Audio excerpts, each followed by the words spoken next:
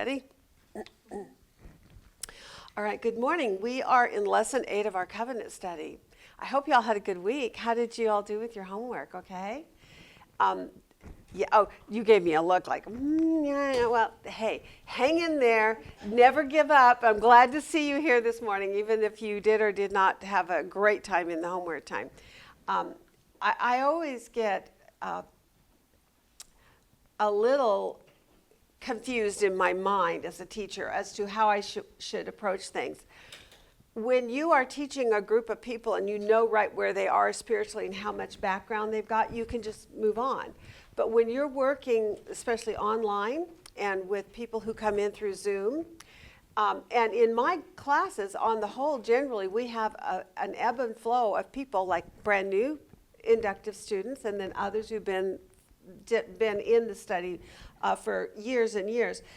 How do you find that place, that sweet spot, where you're not boring to tears the people who have a lot of information foundationally and yet not leaving behind the ones that are still trying to learn the whole thing? So my encouragement is this. I try to keep it really simple. I go to the basics. I try not to skip any of the pieces that are fundamental. Just by nature, sometimes we can skip things. Have you ever had a math teacher that she's been teaching it for so long that she just forgets to tell you, oh yeah, 1 + 1 is 2? You know, she thinks everyone knows that. Well, some students don't, like me. I was never good with math.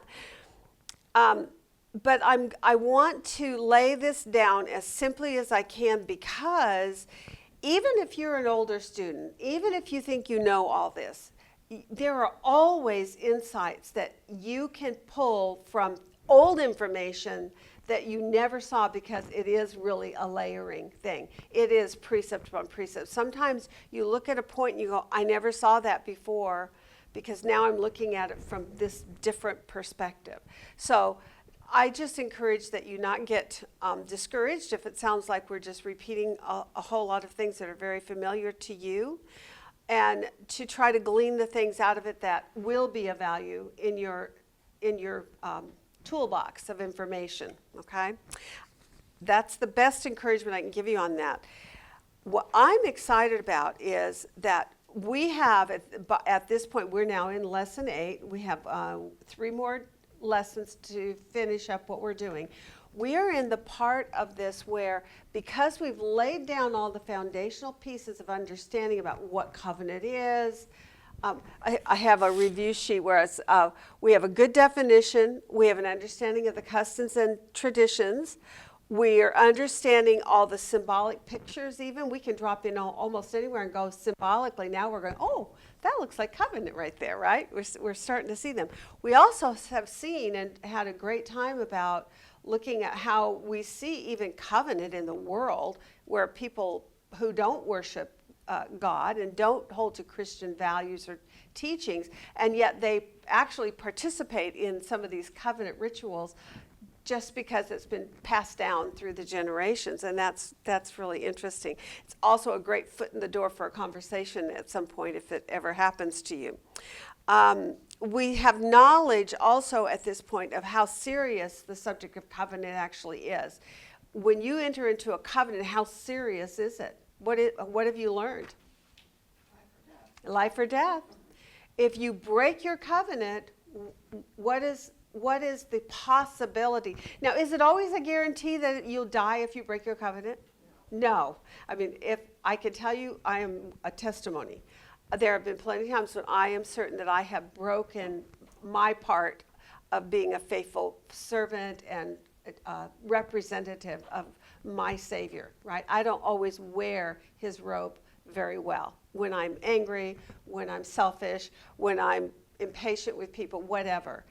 And God has not zapped me, okay? I'm still here alive and breathing.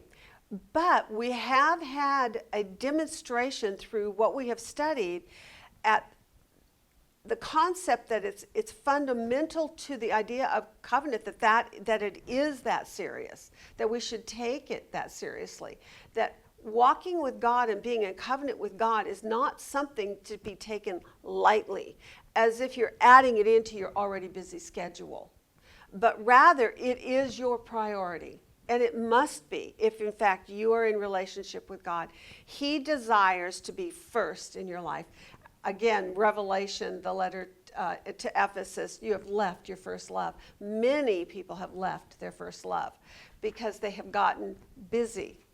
They are in faith, they are in covenant with God, but they've become distracted by the things of the world, and they need to come back. So doing a study in the subject of covenant is one really good way to refocus your attentions to the things of essential relationship with God and what that means and why that's important.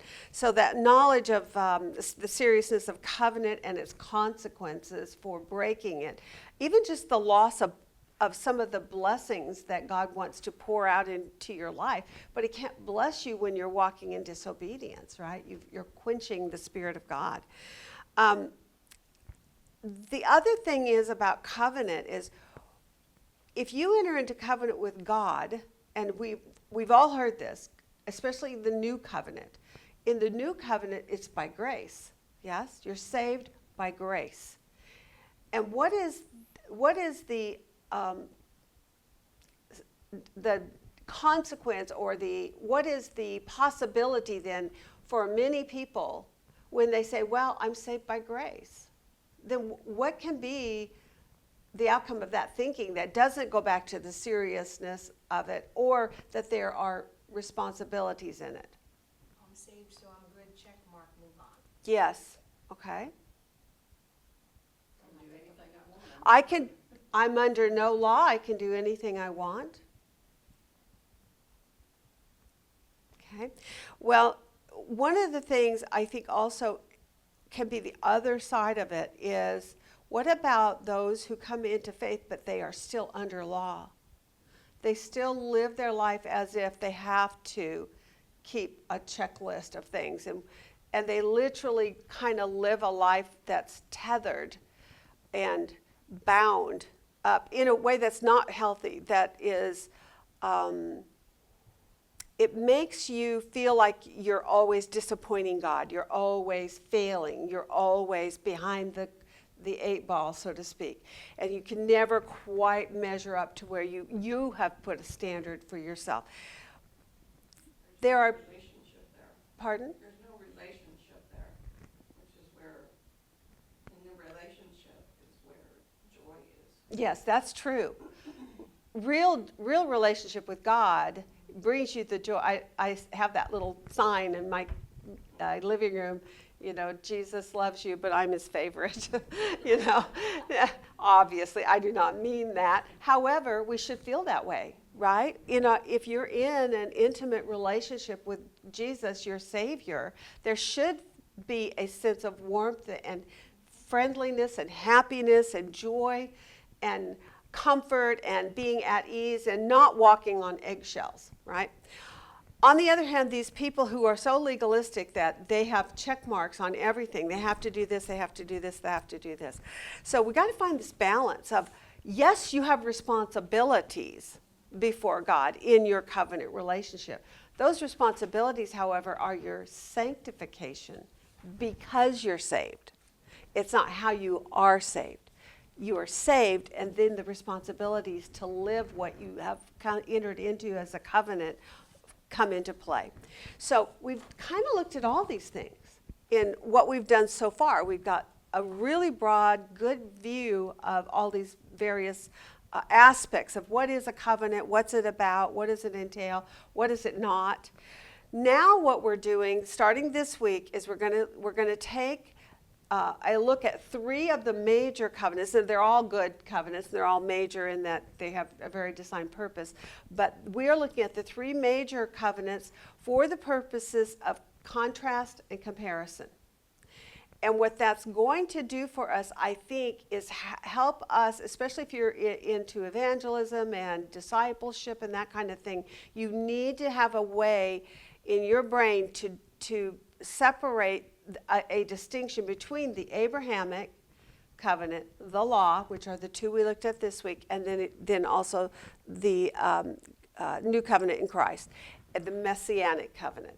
And when you're able to look at all three of those and distinguish them one from the other and see where they fit, what is their design purpose, and how do they relate to one another, or do they relate to one another in any way, then you're going to come to be able to, I think, have a better grip on how to explain salvation to others. And also how to justly, correctly, thoroughly, without withholding information, you're able to bring people into a relationship with God that's honest. It isn't, he's your sugar daddy. He isn't the one that you run to because he's going to give you everything you want. And there are people that have that feeling, that they come to faith because they think God's going to solve all their problems. Then when they get into this relationship, they find out all their problems don't go away. There's still sadness, there's still divorces, there's still broken hearts, there's still financial issues, there's still trouble with marriages, there's all the life continues to be a struggle. And now what do? They're like, whoa, wait a minute, I thought he was going to make everything good, right? So you have to have a good understanding of what relationship with God is and what it is not, and what Jesus has told us about this world on the whole. I leave you here. I don't leave you alone. I don't leave you without support. But you must endure in this life until the end. And in the enduring, you demonstrate to the world your love for me, and that enduring is a demonstration that you do love me, that we are in relationship and covenant with one another. All right.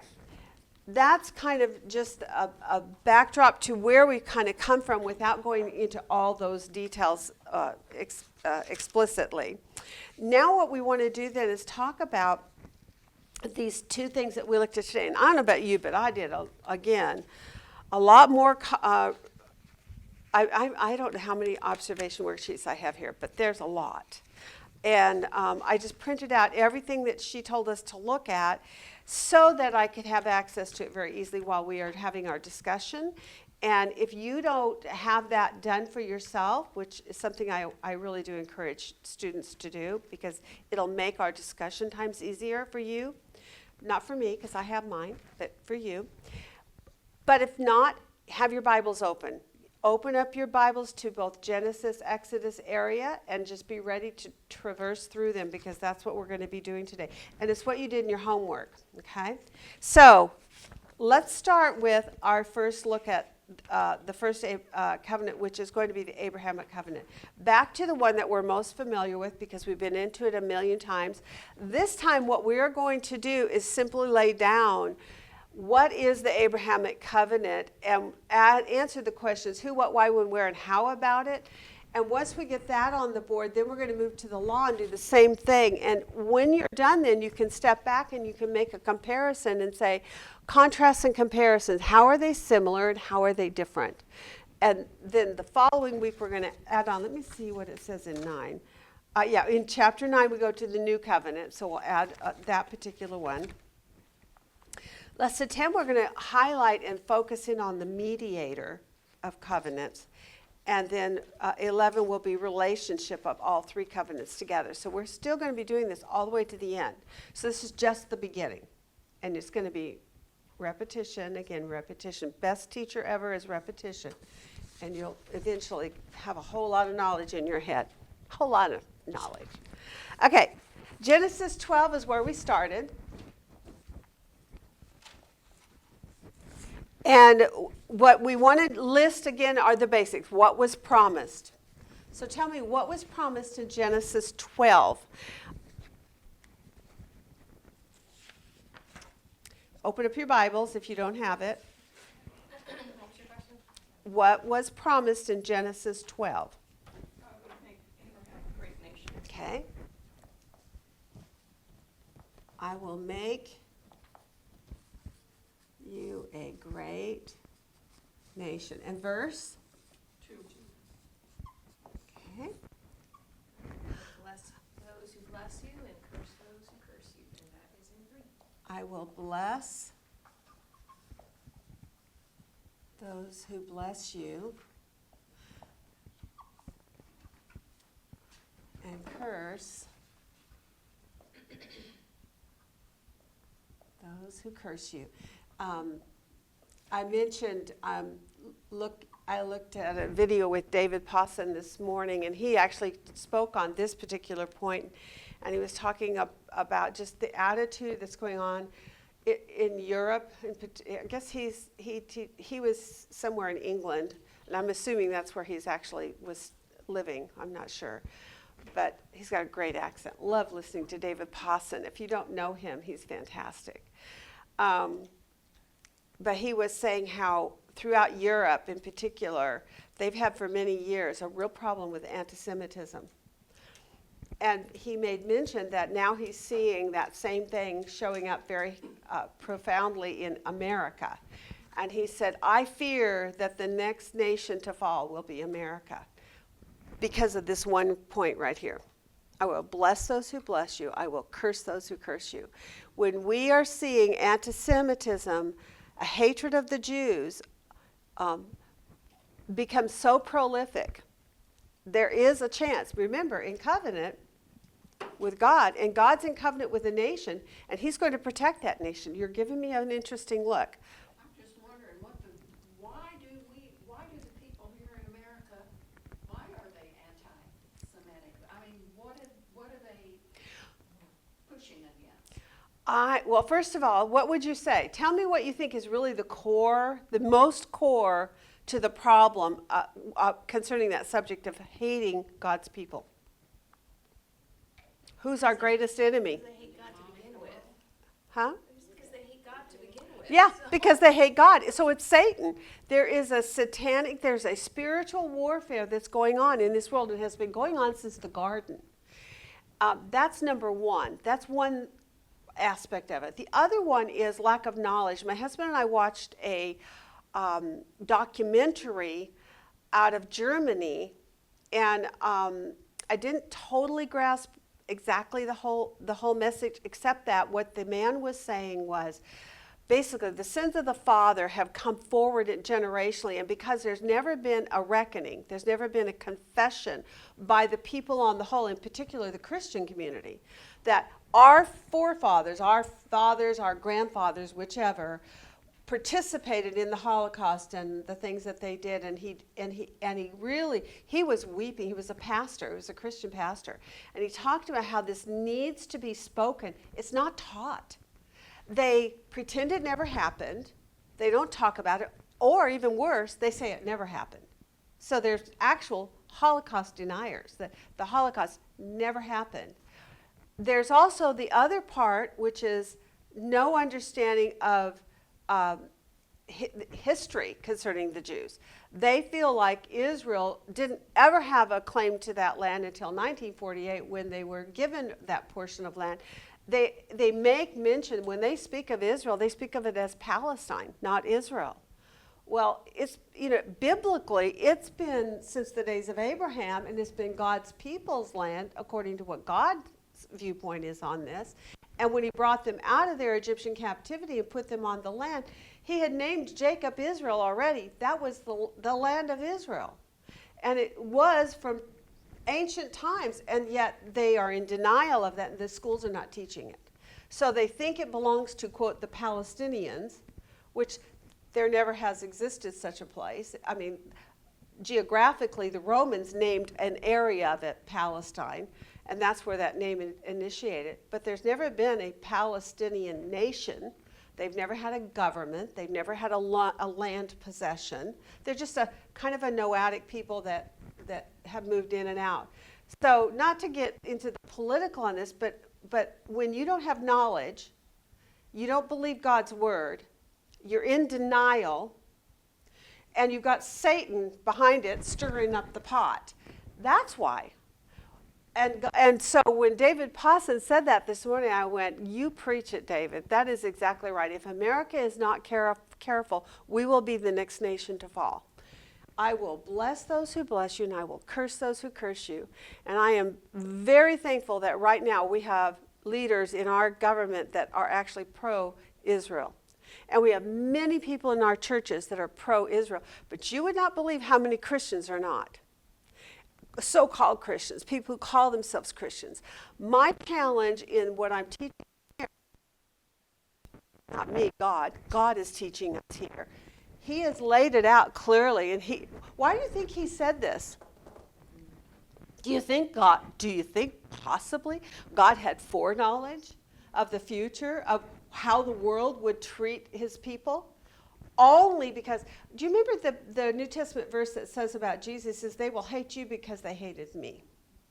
So the church has the same problem. We're just the second one on the rung of high possibilities. Satan's biggest enemy is Israel because of God's plan to bring about his destruction through them. And his secondary target is us because we are grafted into that promise. So Jesus made it clear. He just followed up. I will bless those who bless you. I will curse those who curse you. And he said, they will hate you because they hated me. That's where this problem came from. No knowledge, no instruction, no confession of anything that's true, and Satan. So that kind of explains that, right? All right, and what is the last thing? So I'm going to make you a nation. I am going to bless you. And then what else? Make your name great is part of the blessing, and in you all the families of the earth will be blessed. in you all the families of the earth will be blessed. And then the land. And then there's in That's you. That's in 13. Okay, so in you all the families of the earth will be blessed. That is still verse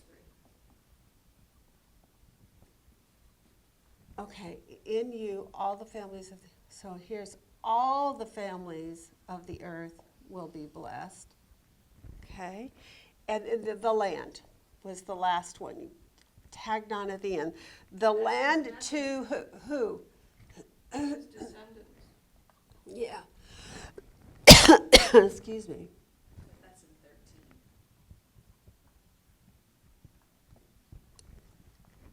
13. And it's also in That's 7. Verse 7, verse 7 through 12. And then Yeah, it's repeated over and over. So this is the great thing about the Abrahamic covenant is God keeps coming back and restating it, and it's really the same thing over and over. He has slight different pieces of information though that are woven into each of the records, so that you get the fullness of that picture about what covenant is, what God has promised to them.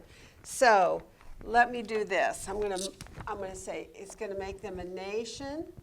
You're going to be a blessing, and he's going to give them the land, right? A blessing to all the land.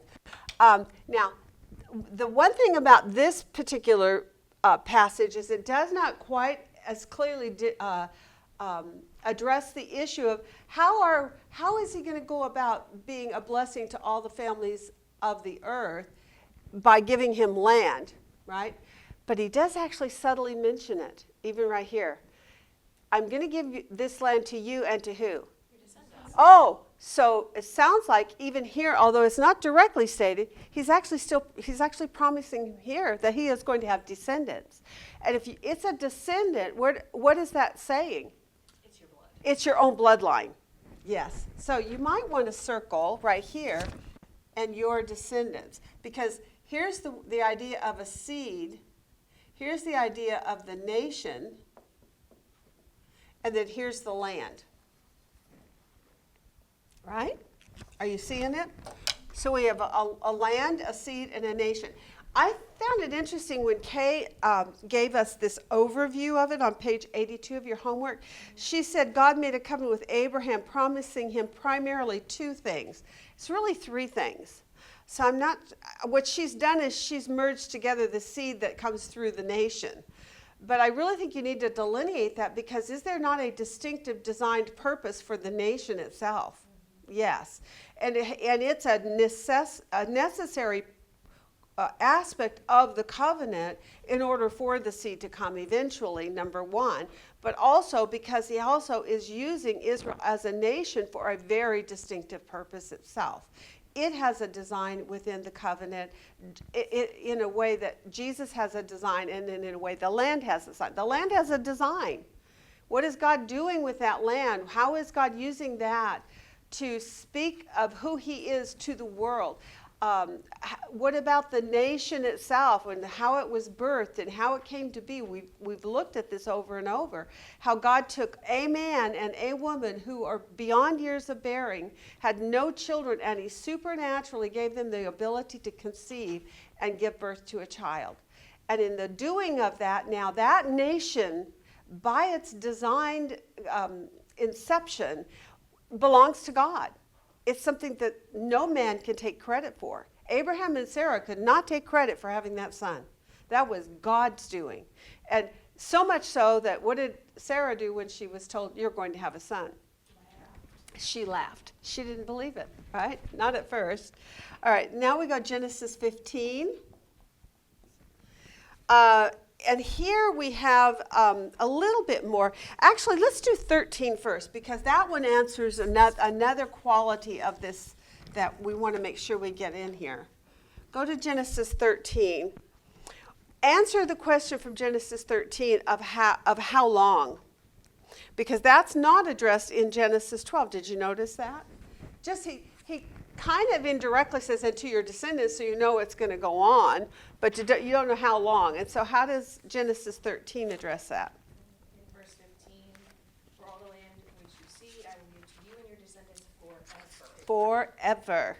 Okay, so that's in verse 15, 13:15. I'll just put the one verse on here. To Abraham and his descendants forever.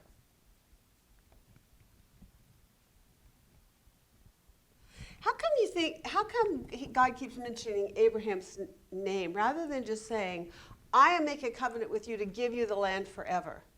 Why does it keep going back to the Abraham part of this as an identifying or a qualifier for this particular covenant? Why does it keep mentioning Abraham?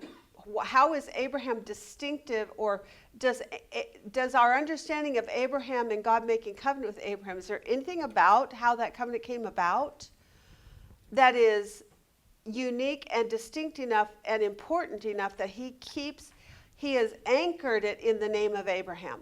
And we see it all the way into the New Testament, the Abrahamic covenant, right? How did Abraham enter into this covenant? God called him out to leave, and he listened and he left. And he listened and he left, yeah. Of obedience. It came from an act of obedience, okay? And obedience from faith. From faith. Thank you, Carol. There you go. Because it's anchored in faith. So he's saying it's to Abraham and his descendants. So what kind of descendants do we understand that to be? When it came to Esau and Jacob, yeah, it comes through the one who has faith, right? So to Abraham and his descendants. So on the one hand, there is an aspect of this that is going to bless many of his descendants, whether they are faith followers or not, right? I mean, there's going to be. We know this because we've looked at we just came out of Ezekiel not that long ago, and we've even gone into the New Testament recently with Mark and looked at the Jewish people and where they were sore lacking in their understanding and knowledge of God's plan and his purpose, and they weren't even looking for their Christ hardly. And the ones who were looking for their Christ were only looking for the Christ who would come and set up a kingdom, not the one who would come to be Savior, right? So when you consider what God's saying here is to Abraham and his descendants forever, there's a message within that you and I should, because we've done all this, right? We should now be able to look at that and say, that is a rich statement. That's got depth to it that you can say, his descendants, because Abraham came into it by faith, their descendants, if they're by faith, and it's going to be forever. So this is an eternal covenant that will be unbroken, and it was established in a man and through a bloodline that was divinely created. What does that also describe? What other thing has a divine construction? Christ's work, and what did he birth? The church. So this is a nation descendants. We're a nation, descendants. How did we get here? Through the same faith of Abraham. Are you following the picture in this? This is really cool. Okay, so Abraham and his descendants, and then for how long? Forever. That was the one thing that we really needed to get in here. That was in verse 15. I'm going to put a clock on this one so we pay attention to this particular piece of information, because we're going to make sure that we make contrasts and comparisons as we go through. All right, so a seed, a land, a nation, and forever. Okay? 15. He goes on to explain a little bit more to Abraham in the Genesis 15, because what was Abraham's concern by the time we get to Genesis 15? He still doesn't have a kid. He still does not. The servant is going to Yeah. have Yeah. So Genesis 12, Abraham is 75 years old. We don't have an exact age for him in 15, but it's before the chapter 17, I think it is, where he's 99 years old and God says, I'm going to give you this time next year a child through your wife. So what we see is there's like a 25-year span from the time he first made this promise until his own biological son comes into the picture, right? Interesting. All right, so Genesis 15, what did he promise to him?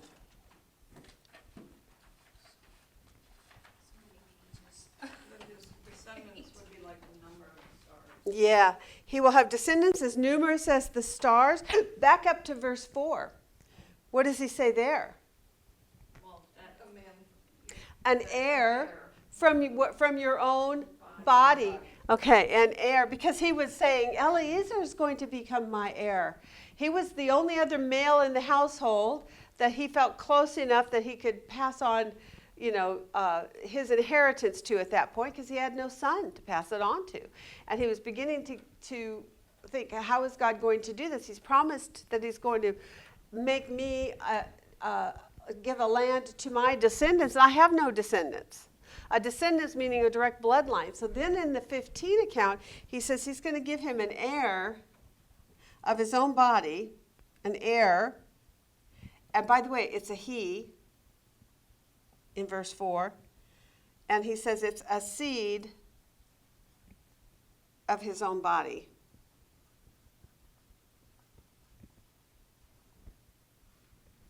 Then he says descendants as numerous as the sky.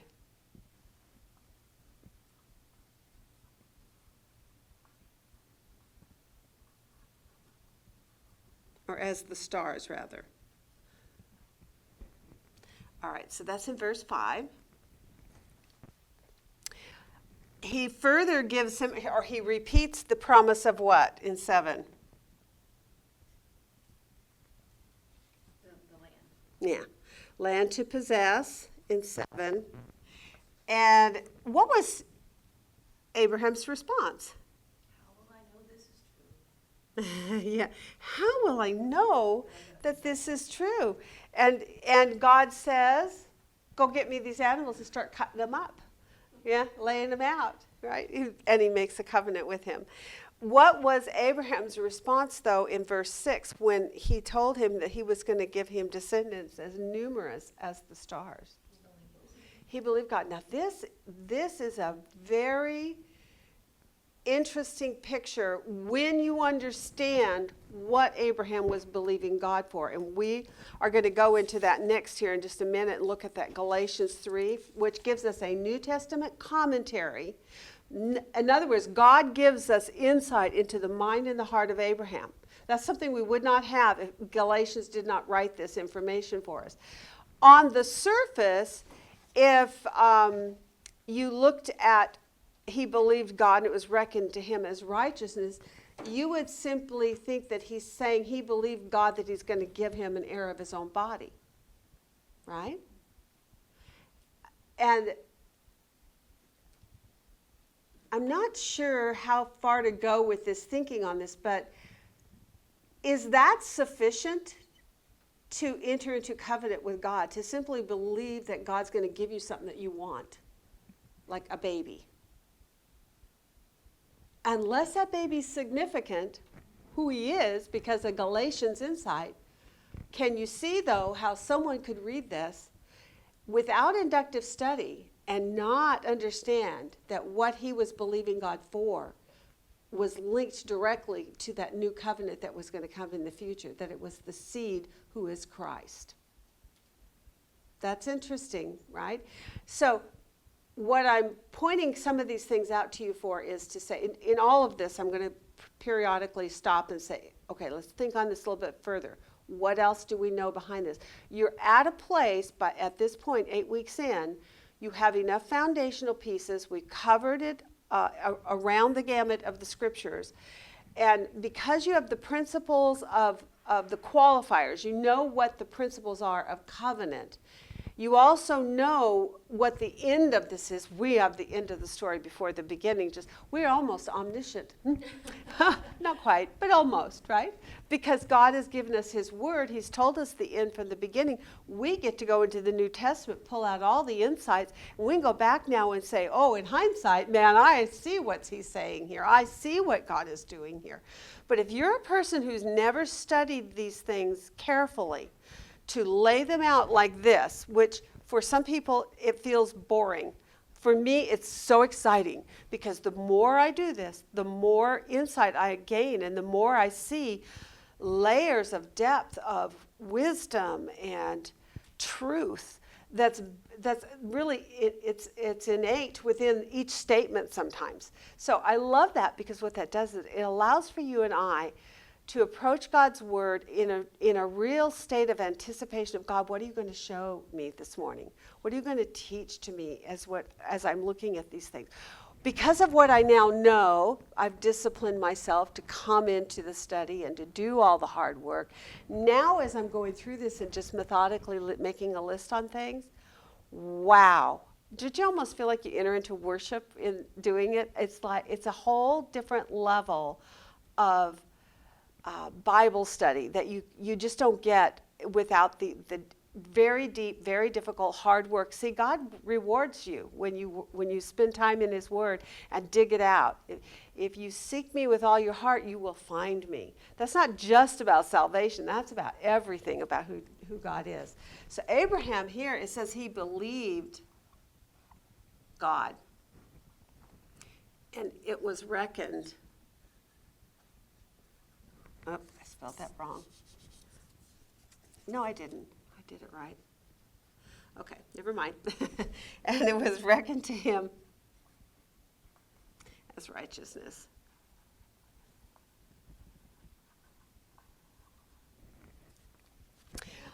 Okay, and that's in verse 6. All right, now we want to look in Genesis 17 and talk about who does this pass to. Because this part is, this is almost a layering on of what we did in the last couple of weeks of work where we talked about how covenant is extended to future generations, right? So what we did last week with looking at Jonathan and David and Saul and how he was to bless these, even beyond their death. Jonathan said, will you not show loving kindness to my descendants after me? Saul says, do not kill my descendants after me and put to an end or to cause to cease my heritage of family, bloodline. And in doing that, what we're supposed to be able to do at this point is say, it's not just showing me a historical record of that family and their dynamics. It's showing me a principle underneath, a fundamental piece of what covenant is about. Designed within the subject of covenant is an understanding that covenant was always intended to go, extend, to be like a domino effect, to move forward generationally. That the blessing would be there for that immediate one who makes the covenant, like Abraham. But then where did it go after that? To Isaac, to Jacob, right? To Joseph, to Moses, hundreds of years later. So this is really fundamental to us, for us to look at. In Genesis 17, he says to us what? With whom will the covenant pass? In this case, he's going to name a specific person, right? What does he say?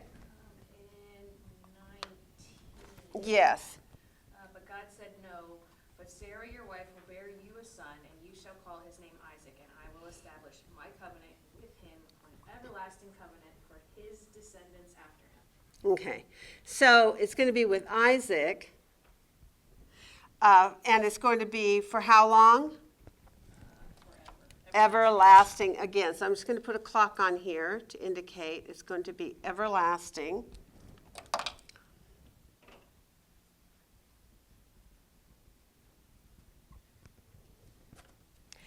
And 19, verse 19. I looked up that word establish because as we're looking to see how it's moved forward generation by generation and to whom it gets passed on to establish his covenant, for God to establish his covenant with Isaac, it means to confirm it, okay, in other words, we're going to restate it. It means, though, that the covenant will endure and it will persist. That's very neat little piece of information there. If you look at the richness of what God is saying, I will establish my covenant. I will confirm my covenant. I will make my covenant endure through Isaac. I will make it be persistent generationally by generational, because I am going to do this and I'm going to do this with Isaac. So when you look at the idea that he's making this covenant then with Isaac, there's, I think, a piece of this that says, this is interesting, he is actually entrusting this covenant, right? He's entrusting it to an individual in the lineage of Abraham. And what do you think is the expectation of him giving that kind of faith and trust? On God's part, what is his expectation? Accept it and go with it. Okay, that he'll be in compliance with it himself, but what else will he do with it? What else is he? Do you remember? I think it's in 2 Timothy. He says, he talks about the. Oh boy, it's been so long. I haven't done 2 Timothy in a long time.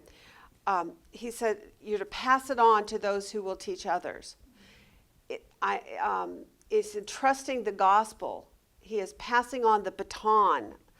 Paul is about to die in the earthly world at that time. He's at the end of his ministry time. He's about to die. And he's passing on to Timothy the responsibility to pass on the gospel message. And he says, and you are to also then entrust it to faithful men who will be faithful also. Are you seeing what I'm saying here? So he's saying, I'm going to establish my covenant with Isaac. So what is God's expectation? Isaac will be faithful with it, and he will also pass it on to a next generation, and probably a multitude of others, not just his own son, but he will be a witness of it. How can I know for sure? So how does God make it known for sure? That was the question. I'm going to write this question up here. How can I know for sure? And that question's interesting. How can... That's from 15 though. No, we're backing up. How can I know for sure? We're not necessarily going in a straight line on all this. I am trying to cover questions. So we have looked at what was promised, to whom and for how long, what were the promises, with whom will the covenant pass. At this point, we're just at Isaac. Now the question is, how can I know for sure that you're going to do these things? Because Abraham was told you're going to have a son, but he didn't have a son. He thought Eliezer was going to be his inheritor. So he's saying to him, how can I know for sure? So concerning this subject of covenant, how is it that this becomes the thing that makes it an affirmation to him? How does he know this for sure? Because God actually cuts covenant with him and does it all himself. Right. We're cutting the pieces, but it's all unconditional. Abraham has to do nothing. Right. So when you go back to Genesis 15, and you look at verses 9 to 18, God, when he said, how can I know for sure? God replied to him, go get these things. Go get these animals and do these things with it. And apparently, Abraham seemed to be familiar with the process. So that tells you covenant's been around. It's a familiar, known thing to him, because he wasn't like, what? What are you talking about, right? He wasn't confused by it at all. But God said to him, you can know for certain in verse 13, because I'm going to cut a covenant with you. And he said, and to your descendants, in verse 18, how did God phrase that in 15:18 when he talked about the covenant that he was promising to him? And he said, let's make a covenant. He says, go get the animals, and he cuts a covenant with him. What does he say in verse 18? On the day that the Lord made the covenant. And on that day, what does he say? To your descendants I will give this land from the river of Egypt. Okay. Yeah. What land? And in my translation, it says, and to your descendants I have given. So it's as if it's past tense. So in the perspective of God, he sees it as already done. He is not in no way doubtful as to whether he is going to accomplish this for him or not. He's saying to Abraham, now that I've cut covenant with you, you can know for certain I have given this land to you and your people. He gave it to him in 12 when he said, I'm giving you the land. Yeah. As a promise. He already did it, quote unquote, then. Yes, he did. But here, the fact, how does Abraham, and why is Abraham, why does Abraham need assurance at this point? We've kind of touched on it already. Because it's been so many years since God said, I'm going to do this, and you're like, when? Maybe? Yes. Because, like, look at my wife. She can't have kids, and, like, Yeah, what right. are we doing here? Right. So because of time. How do you ever have that kind of doubt with God in your personal walk with him sometimes, where you're like, God, you've promised these things in your word concerning me and in my relationship with you that I will, well, how about just have peace? But he says, yes, but not peace in the world. You'll have peace through me. You're going to come to me and understand that I'm in control of this even when it looks chaotic in your life. I have an answer and I have a plan for you, and your part is to endure in this life. And so it's really, so I just thought it was a good point to bring out to say that Abraham in this particular passage in 15 where he says, well, how can I know for sure? That's said right on the heels of Abraham believed God and it was reckoned to him as righteousness. You go, oh, done deal. Abraham believes him. It's good, right? But then the very next sentence he says, how can I know for certain? So what we see here then is that with Abraham, he's so human. He is really expressing a human quality that we all have. And that is when the waiting is long and when the struggle is difficult, if it's a difficult, long struggle, especially you look inside your personal life, your own personal family life even, how difficult it has been to trust God in so many things. Health, marriages, finances, even, mental issues, whatever it is that is you're struggling with in your family or in yourself personally, there is a necessity for enduring, and that's part of this faith. Abraham is told at the end of this, when you go go beyond that in Genesis 15, he says in verse 13, God said to Abraham, know for certain that your descendants will be strangers in a land that is not their own. Then what does he tell him? Be enslaved and oppressed And they're 400 for years. 400 years, and you're like, okay, this is interesting. Why did that not concern him? If the promise was, I'm going to give you a son and a land and many descendants, and then he follows it right on the heel with, but know for certain your descendants are going to be in captivity for 400 years. Go back to the verse 6. He believed God. What did he believe God for? This is where I think you find the answer to this question. Why would God throw on the heels of a moment where Abraham says, I believe you, God, and God said, it's reckoned to you as righteousness? It's because of what he believed God for. it wasn't just that God was going to give him a biological child or that he was going to give him a physical land. Because Abraham, was he ever going to recognize that? Was he ever going to embrace that? Was he ever going to possess it himself in his lifetime? No. Hebrews 11 gives us insight on that he was looking for a kingdom that had a foundation that was not built with human hands, a city that was not of this world, but one that was eternal. And so when you back up and you say, okay, so what he says then back in verse 6 of 15 is he believed God for what was to come in the future that was not affixed to this life. Then when he said to him, and know for certain your descendants are going to be in captivity 400 years, he's like, okay, I'm looking at this. I'm not looking at this. Isn't that an interesting change of perspective in how you even read the storyline of Genesis 15? Instead of this yo-yo feeling, you're anchored back here with your understanding that Abraham is looking for the eternal things, not the worldly temporal things. This was the problem we were seeing in Mark with the disciples. They were looking for the earthly kingdom, and God is saying, no, if you gain that and lose your soul, of what value is all the possessions of the world to you? You need to have me go to the cross for the salvation of your soul. That is the higher priority, and that's what Abraham was doing. You can almost put a Mark 8 right in here with this also as a parallel picture of what Abraham was looking forward to is something that was eternal, not necessarily that was temporal. However, God had promised him something that was of this physical world.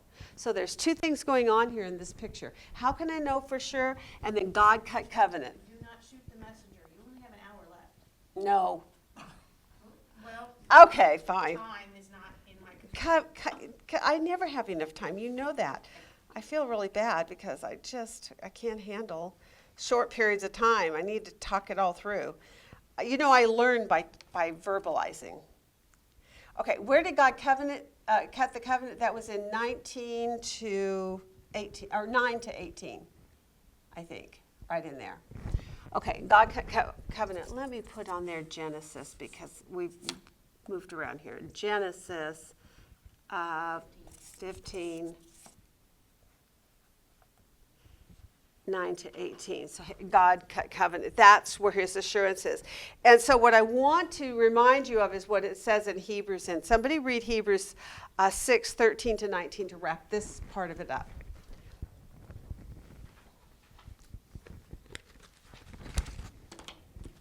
Because I think it's really helpful to see this from this New Testament perspective also. 6, 13 to 19 of Hebrews. For when God made the promise to Abraham, since he could swear by no one greater, he swore by himself, saying, I will surely bless you, and I will surely multiply you. And so, having patiently waited, he obtained the promise. For men swear by one greater than themselves, and with them an oath given as confirmation is an end of every dispute. In the same way, God, desiring even more to show to the heirs of the promise the unchangeableness of his purpose, interposed with an oath, so that by two unchangeable things in which it is impossible for God to lie, we who have taken refuge would have strong encouragement to take hold of the hope set before us. This hope we have as an anchor of the soul, a hope both sure and steadfast, and one which enters within the veil. Wow. So how can I know for sure? God cut covenant. And when he did that, Hebrews says, when an oath is given, it's confirmation and is an end of every dispute about it. You do not have to worry any longer. It will happen because that's what covenant is all about. That's the tenets of a covenant. You cannot break them. You cannot undo them. You cannot take your words back. It is done. In the eyes of God, once a covenant is made before him, it is an enduring covenant forever. So unless there's a condition to a covenant, which we're going to look at that next. But right here, he's saying it's an oath that's given. It's a confirmation. It's an end of every dispute. and what Abraham was believing God for.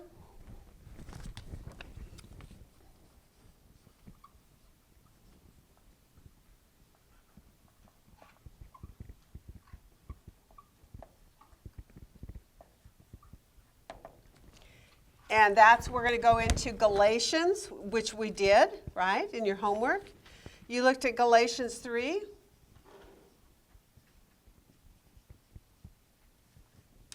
And in that he believed God. And let's look at verse just 3:16.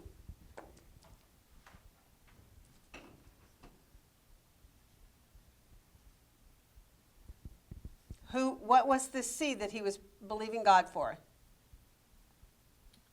One person who is Christ. Yeah, and that seed is Christ. Let's see if I've got it here. Your descendants. Nope, that's not it.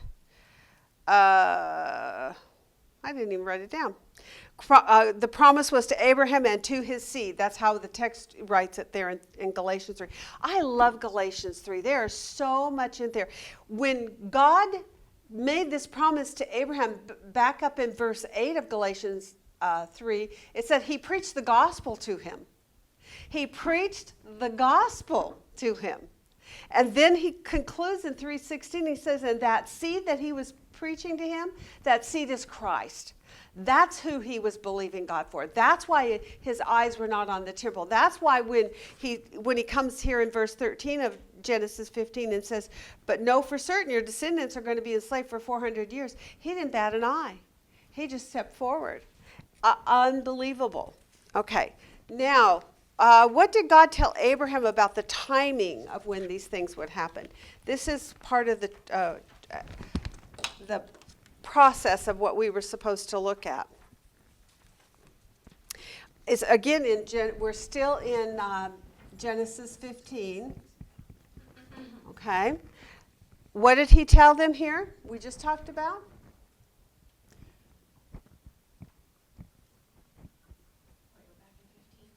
Yeah, we're still in 15. So many pity verses. I'm sorry. I'm so sorry. I know It's not you, it's just so many. your descendants will what?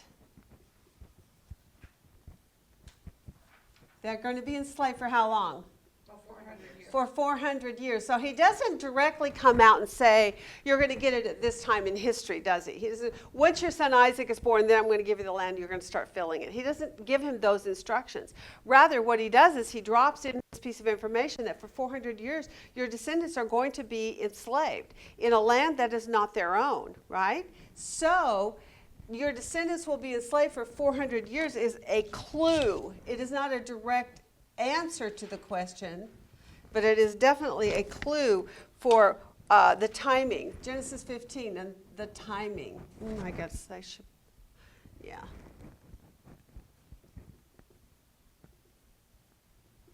Because that timing is important to a human being who's waiting, right? Now, if you do a timeline, by the way, he does tell him here, I was reading a commentary last night, and the reason I decided to do this is because the commentary was like really, I think, seriously wrong. And again, that's where when you've done inductive study long enough, you're able to identify when you hit something you're like, that doesn't make any sense. Okay. If we do a timeline, which I guess we could do one real quick. Let's do this. Because I like to make my life really hard. Abraham. Then Abraham, the promise is given here, right? Correct? Starts with Abraham, yes? Yes. Okay, then what? Who comes after Abraham? Isaac. And by the way, he lives 180 years. Did you know that? He lives for 180 years. Abraham lived 175 years. I just kind of picked these pieces up as I was going. Who follows Isaac in the lineage of being the covenant bearer? Jacob. He lives 147 years. Now, these lives are going to overlap into some time, so it's not totally giving us a timeline here, but yeah. After Jacob, who's the next patriarch that we get a lot of information on? Well, we have Joseph. Joseph, because how did they get down to Egypt, right? We've got Joseph. And this is where they go to Egypt, right? In Egypt. So you got Abraham to the time when they go into Egypt. And then what did this passage tell us? How long would they be there? 400 years in captivity. Okay. And then comes the next person is Moses. And we get Mount Sinai. Okay. So when you think about this, he says to Abraham all the way back here, 400 years your people will be in captivity. But is it going to be 400 years until he gets the land given to them? No. That you have to get from Abraham to Isaac and his long life and all that goes on with him, then to Jacob and the craziness there, going up to Midian to get a wife, or up to Mesopotamia to get a wife, then coming back and reconciling with his brother. Then the brothers all hate Joseph, and then they chase Joseph down. They send him off into captivity into Egypt. But Joseph is down there for quite a while. Then a famine hits the land. Then they go down to Egypt. Then that process starts. They end up in this captivity. For the first 30 years, they are guests in Egypt. Because of Joseph's work, what he did for them, right? So what you can really do here is 40 plus 30 is 430 years is how long they were actually in Egypt. Are you seeing that? So now what you know is you've got probably, I'm just guessing, that from Abraham to the time they go into Egypt, it was probably about 260 years, maybe, something like that. So on top of the 430, you're going to add 260. So that from the time when God says it'll be 400 years, but he's actually saying until they leave, it's going to be about 660 years. I'm really rounding it up, you guys. I mean, it doesn't matter if my math is perfect on this. What I'm trying to just show to you is, although God tells him it's going to be 400 years in the captivity, that isn't the duration of how long it's going to be until they take the land. Think of how long this covenant that God made with Abraham, the promise that he made to him that he would have a seed to come one day. But remember this, for this many years, your people, your descendants, before they come to take the land, because then what does he say after that? And he says they will be enslaved. He says, but, verse 14, I will judge that nation whom they serve. Do we know about that? Oh, yeah. Read Exodus chapters 1 through 10 or 11, right? And they will serve, and afterward they will come out with what? Many possessions. That's really cool. And as for you, you're going to go to your fathers in peace, and you will be buried at a good old age. Well, he was 175 years.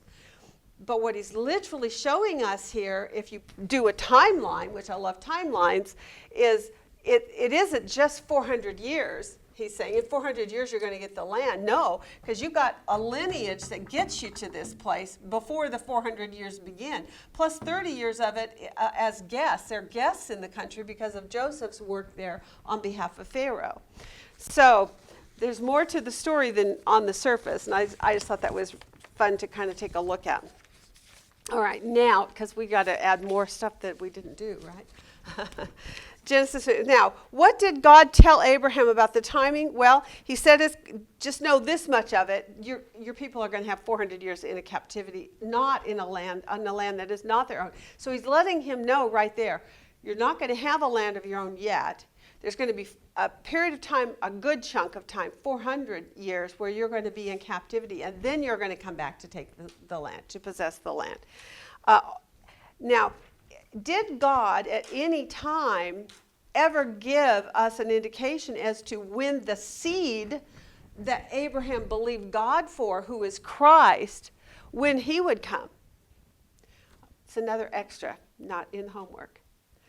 Because we've done studies on from this time to this time, and this will happen, and from this time to this time, then this will happen, and then he will be cut off, and he will have nothing, and then the prince who is to come, Daniel. Daniel. How many weeks, but then you're Yes, already into Babylon yes. at this point, which So, if you look at the history here, now, we're not even there yet, but way on down here, when Israel gets kicked off the land, which is Ezekiel, which we studied, or Jeremiah, which we didn't get to yet, but that's another one.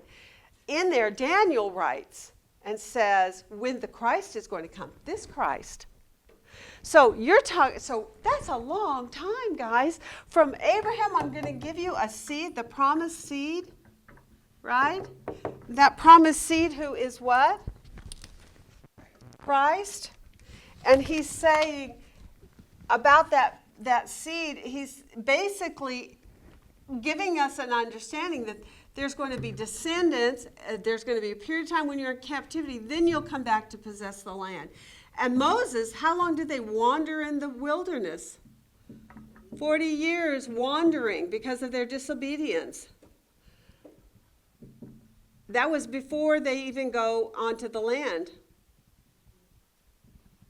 So now you're over 700 years until this all actually happens. Just interesting for perspective, yeah? I think so. I just think that it helps me to gain insight if I timeline. If I timeline things, all of a sudden I start getting a greater appreciation for both the message of what's being taught to us here and also the idea that God has made, because of the subject that we just came out of, that the covenant promise is supposed to move forward to descendants that follow. It was always intended intuitively or integrated within its message is, this is not just a message for you, Abraham. This is a message that is for you and your descendants. And we've talked about who are the descendants. The descendants are those who are of faith, like the faith of Abraham. That's why he gave it to Isaac. That's why he gave it to Jacob. In all those storylines this week, we looked at that, right? What qualified them? So let's do that. What qualified them? 5 minutes. Okay. Still on Abraham. Okay. What qualified? Yeah, but when we get this question finished, we're moving on to the law. So don't hold. What qualified these men to be the covenant bearers?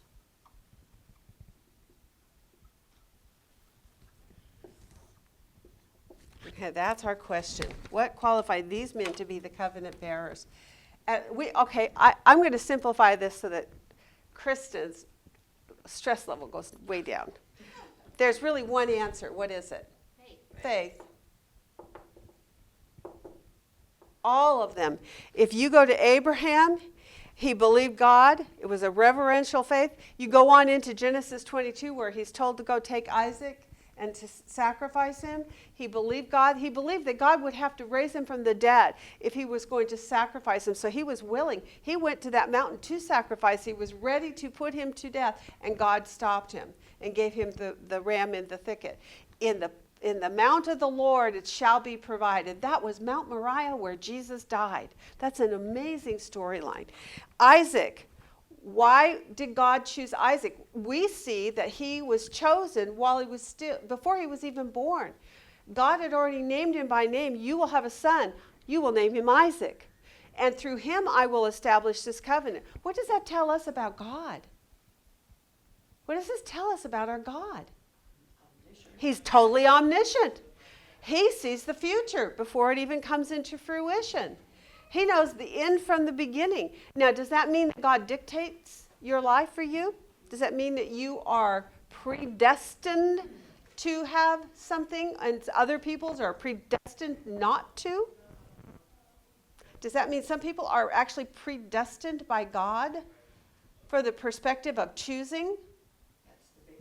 That's the big question. Well, I think we have a very big answer, and the answer is no. You have a choice. This is why covenant is entered in by faith. You get to choose the end, but God knows the end. He knows whether you will or whether you won't. So he already knew. What about Jacob? With Jacob, it says that Jacob sought the birthright, right? And he fought for God's blessing on that. Do you remember that part of the story? He wrestled with God in the wilderness. Thank you, Carol. That was noisy out there. So he sought the birthright. Who didn't seek the birthright? His brother Esau. So Esau despised his birthright. So, what is it? Oh, you don't get to go outside, sorry. If you're out, you're out. Do you remember the wedding feast? The door is closed.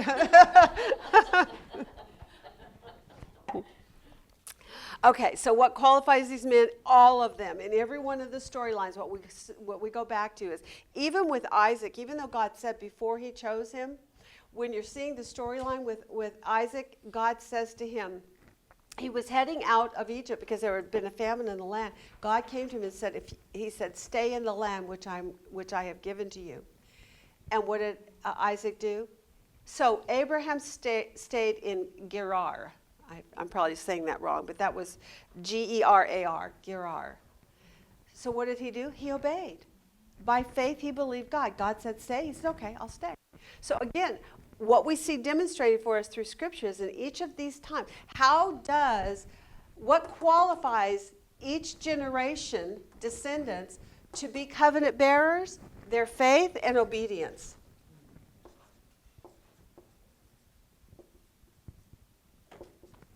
Okay?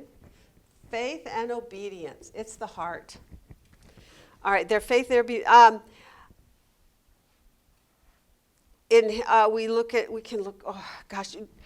Just say, go to Hebrews 11 for the Hall of Faith. Look at Hebrews 11. The Hall of Faith. It talks about all of them by faith. They didn't always receive what God had promised, but they all looked forward to what God said he was going to do.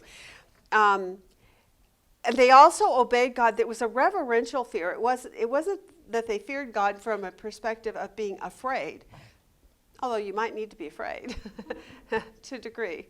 But it's a reverential fear, just of awe. And so then we conclude this. I'm going to go from Hebrews 11, then I'm going to take you to Genesis 3, 7 and 9. And in there he says to us, if you belong to Christ, then you are Abraham's descendants.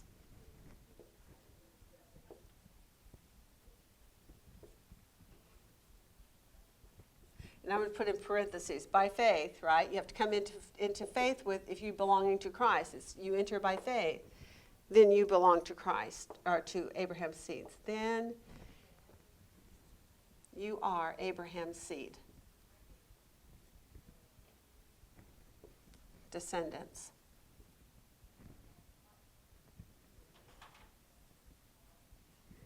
Okay, that's a really good verse. So that wraps that part up. So now that's the... Genesis? Put Genesis, you don't... Oh, it's Galatians. I almost like Genesis 3, are we doing the seed from the garden right now? That's where your head was. I know it was. Well, Galatians, Genesis, they both start with a G. Okay. All right, now we're ready for the law. So that set the premise there. A land, a seed, a nation. We now know that the seed he's speaking about is Jesus himself. That's who God has been promising through that covenant. The covenant is that. That's why also, because it's the seed, and that seed is Christ. So I'm going to do this. Draw an arrow all the way down here. That seed is Christ, and therefore to Abraham and his descendants forever. So that means even though we're talking hundreds of years and even hundreds more and even actually thousands of years before that seed comes, he's saying anyone who enters and believes my word by faith and is obedient to my voice, my words, then he is a descendant of Abraham, and he is one who gets to engage in that covenant bearing. So you and I, we are covenant bearers. And we actually come in through, as according to Hebrews 11, we're grafted in. Or Romans 11, we're grafted in. Okay, let's go to the law. Next part of this storyline.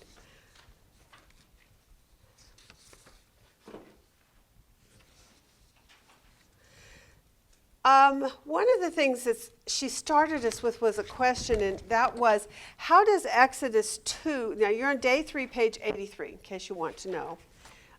She asked us, how did Exodus 2 and 6 correlate to Genesis 15? In other words, how do they relate to one another?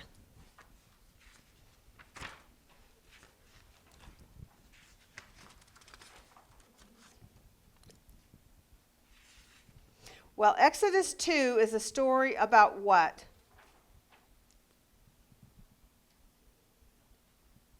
What happens in Exodus is the story of what?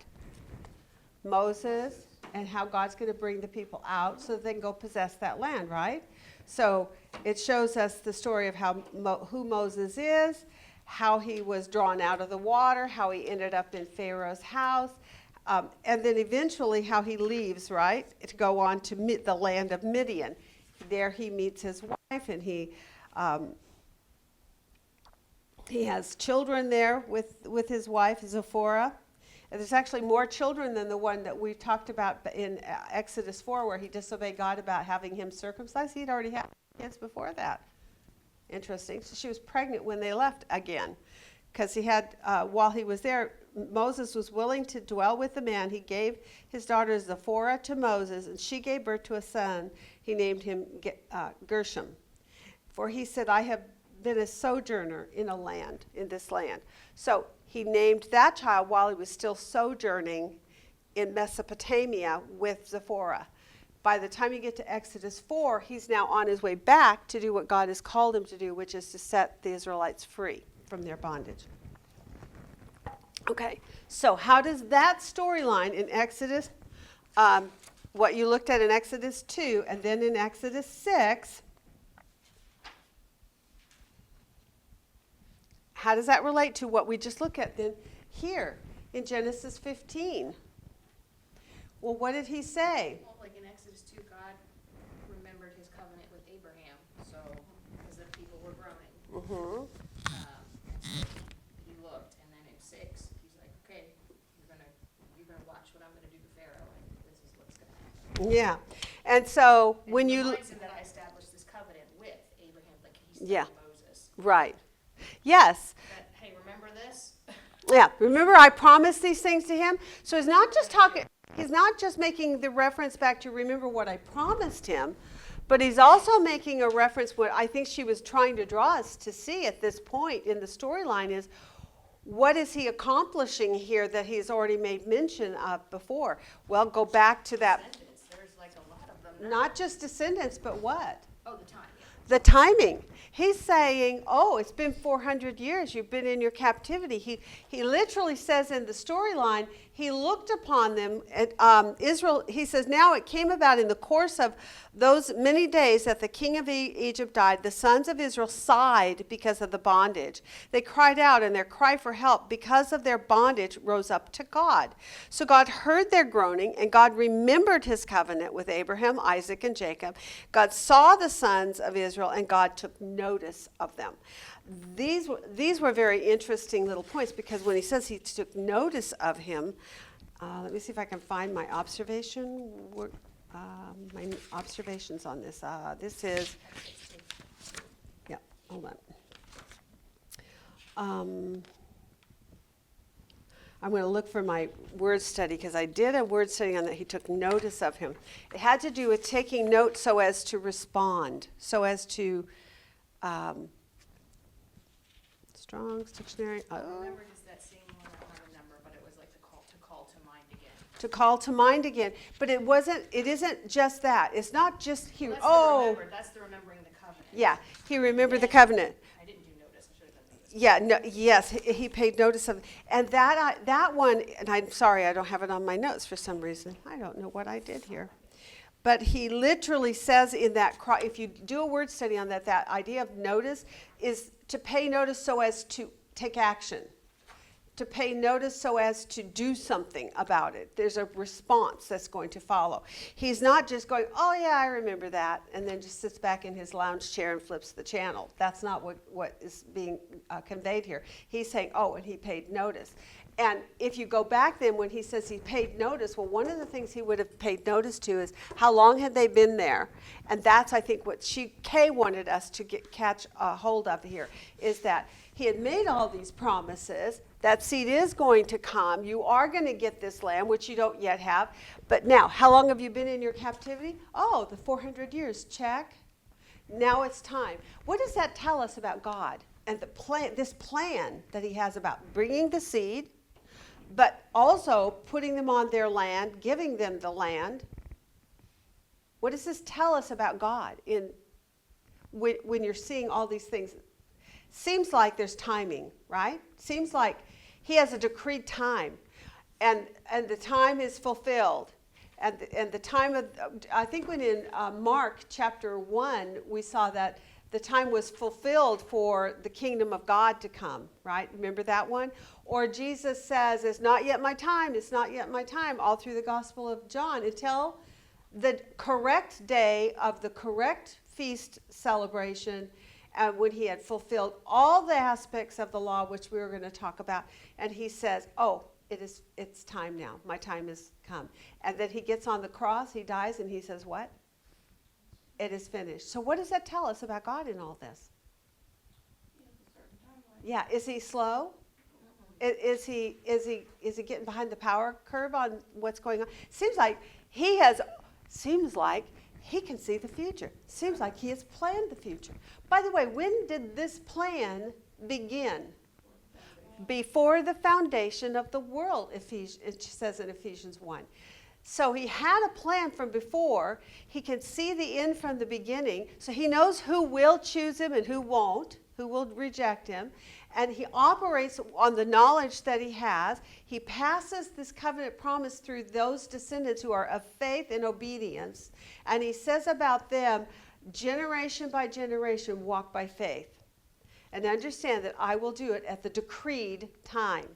And so this is basically the decreed time. That's what we're seeing happen right here. So when we move then to Exodus, she gave us Exodus 2 and 6. And then she says, how does it correlate with Genesis 15, 13 to 14? And it's God's foretold 400 years have been fulfilled. The 400 years are fulfilled. Literally, probably to the day. How much you want to bet? I'd love to know that, right? And it said, and God remembered his covenant. So, that's, he also says, and he brings Israel out of slavery by Moses.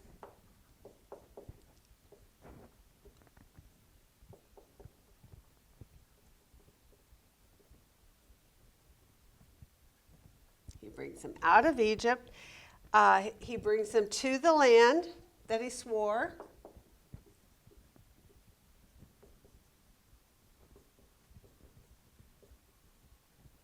That promised land.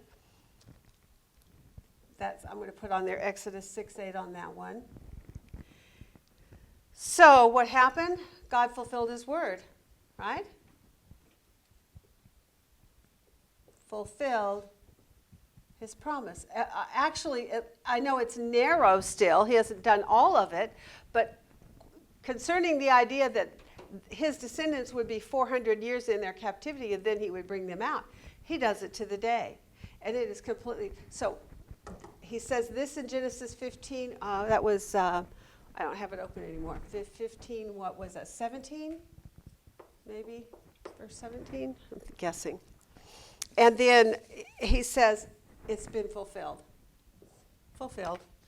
So what is, now we're going to look at here. This is the next part of this. So what is the covenant of the law? Well, she had us look at it from two perspectives. First, concerning Israel.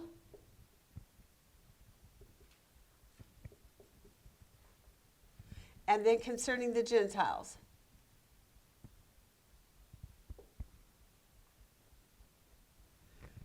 So there's two aspects about this promise. So let's look at Exodus 19, 1 to 9, And then we look at Exodus 23, 27 to 33. Those were your two verses. What are we told in Exodus 19 about the law? God spoke through Moses, right? What did he tell him?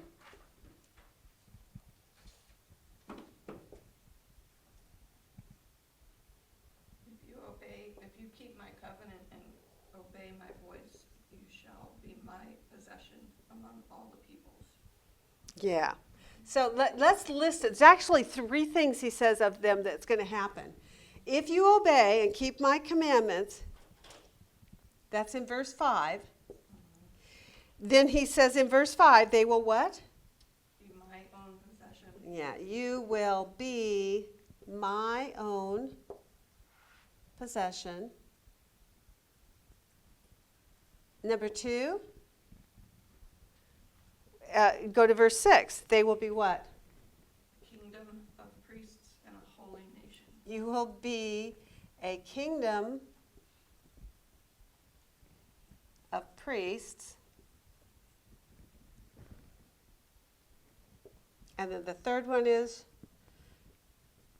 you will be a holy nation. So did you catch all three of those points? My own possession, a kingdom of priests, and a holy nation. Then we want to go to the other side and say, okay, but he also put some kind of restrictions also, right? Where he talked about the Gentiles. When you're going into the land to conquer the land, he gave them some warnings, right? He speaks through Moses.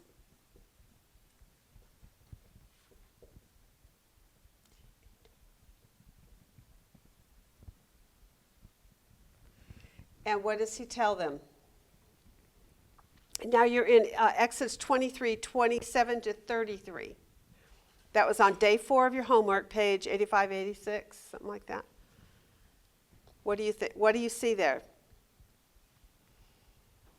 We want to look, I actually ended up with 4 kind of distinctive points about what he said concerning these Gentiles. When they go in, what does he call the Gentiles concerning Israel? In verse 27.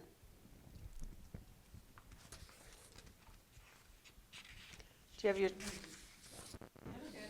They're your enemies. So that's the first thing he's letting them know. Look, when you go on the land, you're not to view the people that are on that land as if they're your friends.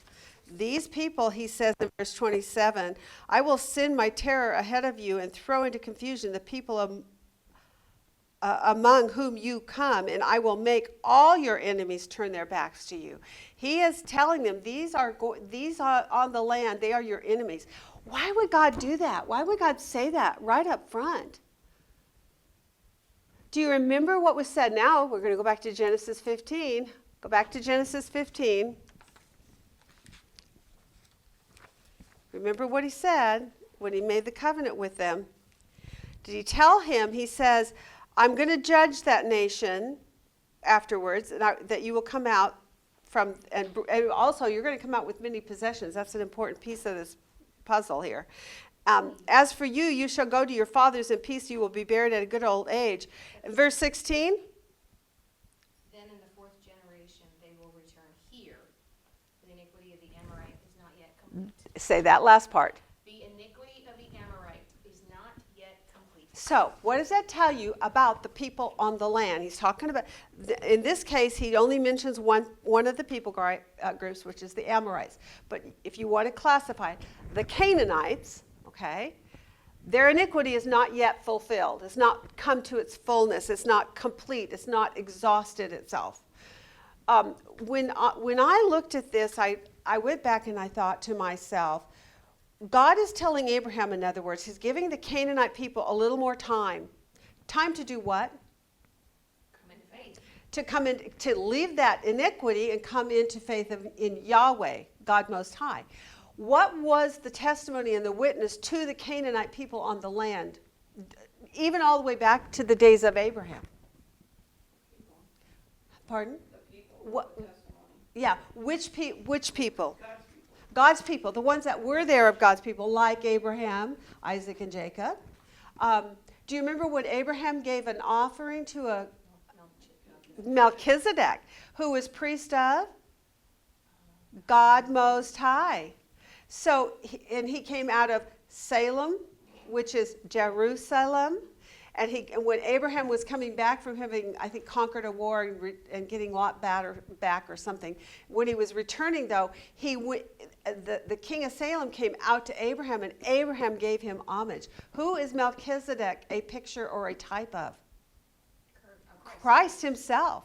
He was a priest without lineage, without beginning or end. He had no heritage that was recorded, which, by the way, should have been and would have been in the Hebrew nation, which wasn't yet fully birthed. At this time, he was simply a man, a Canaanite man living on the land who was a follower of God Most High. That's interesting, right? And so when God was speaking to Abraham back here, and he says, I'm not giving you the land yet, because why? They're not totally lost yet. There may be a few yet that I can glean off this land who will come to me in faith. And now what we're seeing then is the appointed time of 400 years has occurred, which, by the way, is 700 years, right, or so. And he's saying, your descendants are going to be enslaved for this much time. Well, then when he comes out, he says he remembered it. He brings them out. God has fulfilled his promise. And what he is literally saying there then in this one is, through Moses, he said, these are your enemies. The ones that are on that land still, they're your enemies. What God is doing is looking at the hearts of the Canaanite people on the whole, and he's looking at the paganism, the false god worship, idolatry, and their rejection of the message of the Abrahams, Isaacs, and Jacobs, and Melchizedek's, and whoever else was there on that land. By this time in history, it is like the days of Noah. That's how I'm looking at this. They had gone so far away from God, there was no remnant left on that land at that time. So now God is able to come back and say, rightly, wipe them all out. Because the wages of sin is death. If you reject God, you will die in your sins. And what God, who is omniscient, all-knowing, who desires that none perish, no, not one, yet he gave the Amorites hundreds of years to make this reconciliation and to come to God in faith, and instead they went deeper and deeper into debauchery. By the time Israel comes onto that land, they have a very famous worship going on there. Do you remember what it is? Who was their major god of the land? That was Jezebel and all them, and they fought against him. Baal, yeah. And some of the worships that they did was to Molech. And Molech, what did they do there? The child sacrificing, put them on the altar of burning hands and burn these babies alive. And that was their sacrifice to their God. That's the kind of people that were on the land that by the time Moses comes back on that land, God says to him, these are your enemies. And they are the enemies of God. He doesn't say that part, but that is clear. God literally had already said in the covenant in Genesis 15, the iniquity of the Amorite is not yet complete, but guess what it is now? It's complete.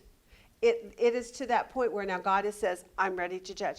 Does he ever do that with Israel? Mm-hmm. Yeah, he doesn't wipe them out because of his covenant, but boy, does he judge them. Does he take them off the land eventually? So God is impartial in this. God is not he has no regard for whether you're Jew or Gentile. He simply looks at the heart. And in this storyline, what God is showing is he's demonstrating the principles of salvation. How you come into salvation with God. How are you going to be blessed of God? How will you be the covenant bearer of God? It's by faith and it's by obedience. The Amorites were given plenty of time. I would expound that. The Canaanites had been given plenty of time. And there were all these people groups that he says, okay, they are your enemies.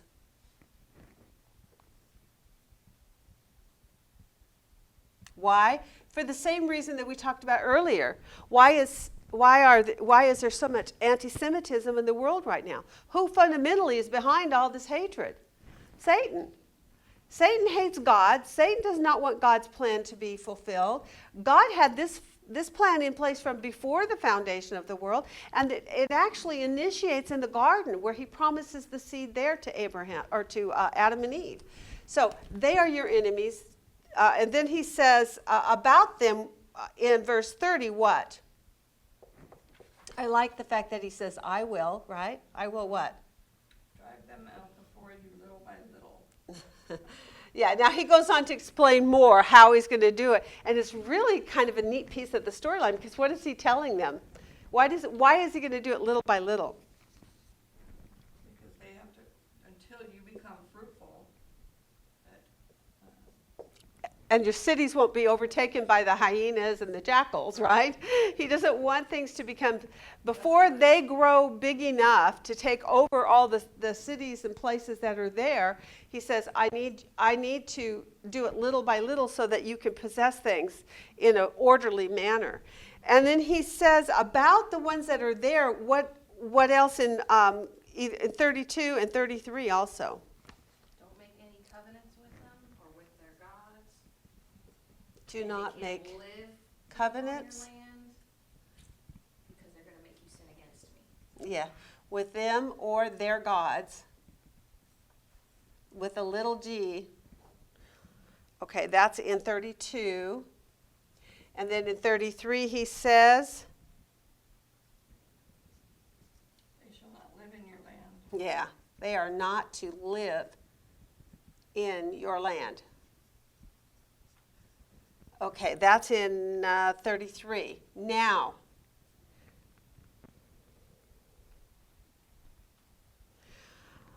I did another sheet, and I don't have it handy, and it's a good thing because we don't have time. But I did another little traversing through scriptures and looked at, like for instance, 1 Corinthians 6, 2 Corinthians 6, a few others, where it says, what does light have to do with darkness?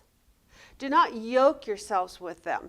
There's another verse that comes to my mind right now, which is Deuteronomy 7, where he says, and when you go on the land, you are not to allow your sons to marry their daughters, nor your daughters to take their sons. Because if they do, what will happen? It's exactly what he's saying right here. They're going to turn your hearts away from following me. And then what is God going to have to do? Punish them by doing what?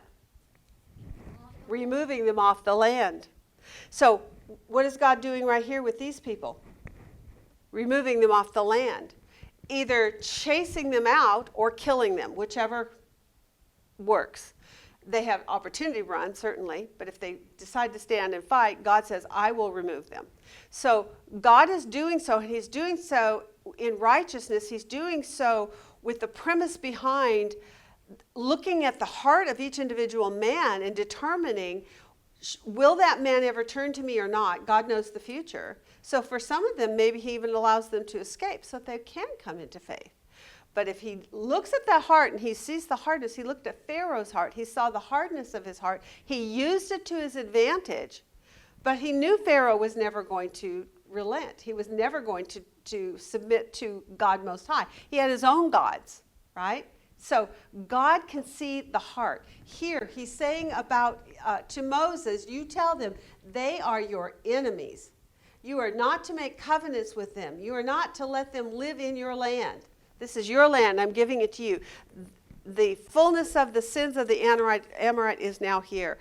All right, so that is that. Now, the last part of this is this covenant came with responsibilities. How much time? I got about 10 minutes. It looks like or so. All right, this is going to be the fun part, because we're now leaving the part where we're writing all these facts down. Well, actually, we have a couple facts we still need to get up about what God wants from them.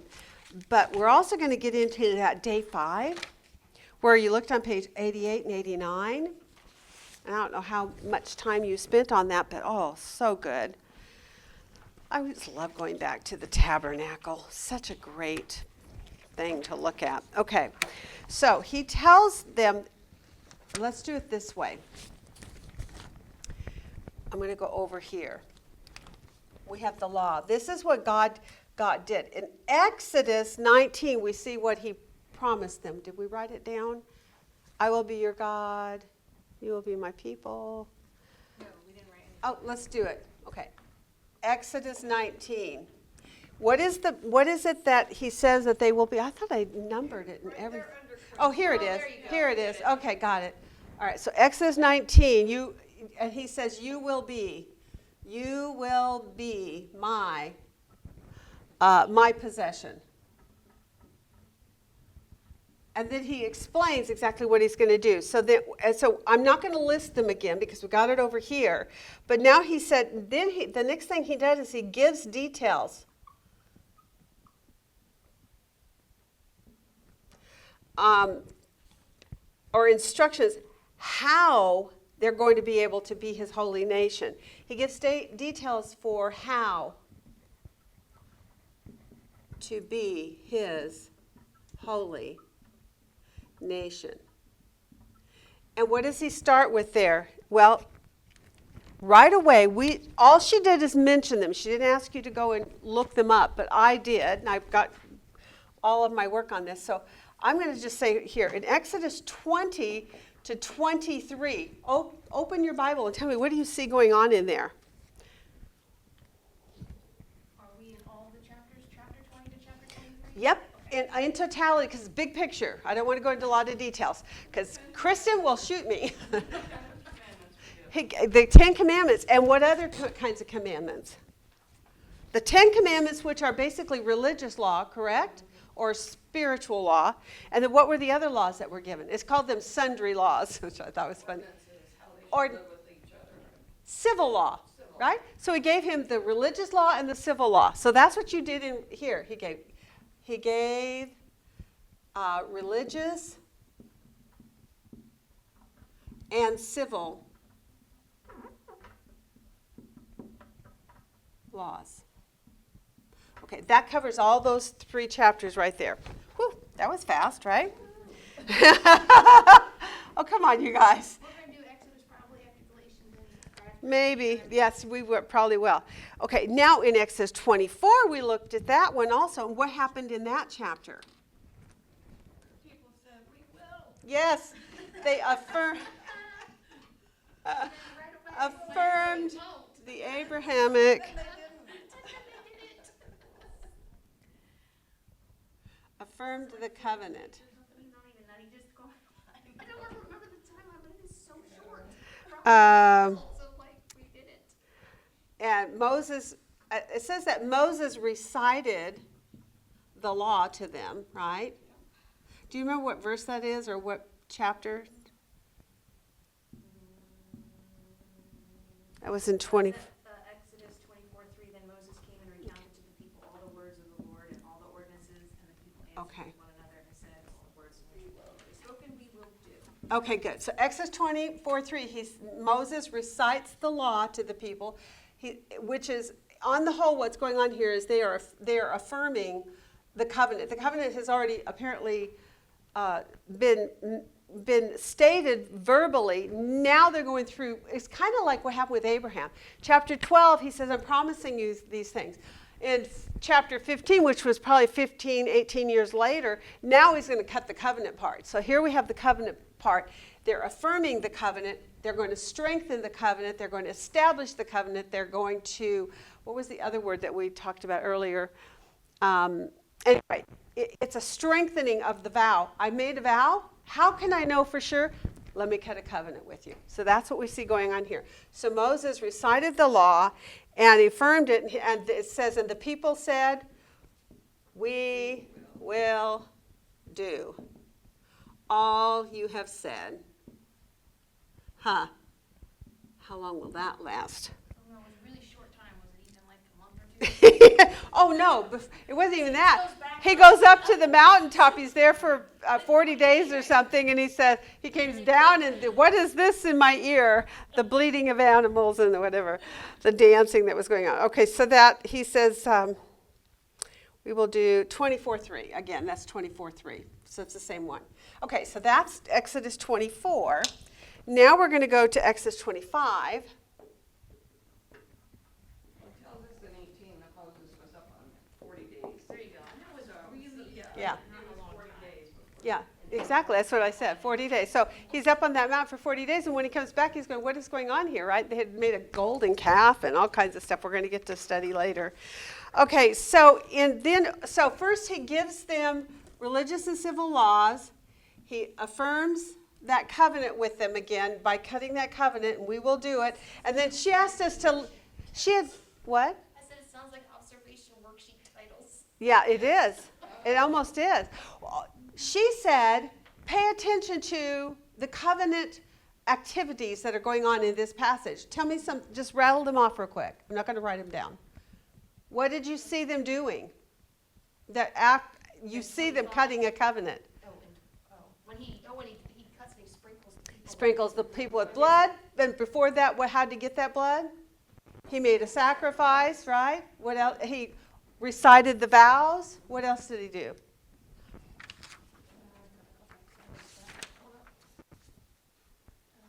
I don't have that verse, that passage.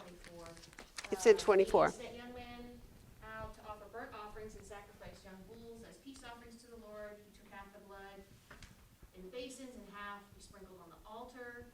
Then he took the book of the covenant and read it in the hearing of the people. Okay, so this covers in chapter 24 of Exodus from verses what to what? Just give me a ballpark. Hold on, let me find out where it really starts. 5 is when he's sending them off to get the burnt offerings. Okay, and all the way. Sorry, he set up the 12 pillars. I'm sorry, so 4. So 4 to about 8. Okay, that's close enough. Yeah, They'll get people in the ballpark.